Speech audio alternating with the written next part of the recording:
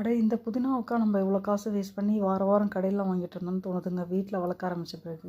3 இயர்ஸ்க்கு முன்னாடி கடைகளில் வாங்கின புதினாவிலேருந்து தண்டை எடுத்து அந்த தொட்டியில் கொஞ்சம் மண் போட்டு நட்டு வச்சேங்க. இந்த புதினாவுக்கு ஒன்று விட்டு ஒரு நாள் தண்ணியும் விட்டு கொஞ்சமாக 15 நாளைக்கு ஒரு தடவை பெருங்காய தண்ணியும் விடுவாங்க. புதினா வளர்க்க ஆசைப்பட்டிங்கன்னா இது மாதிரி வளங்க, சூப்பராக புதினா கிடைக்கும்.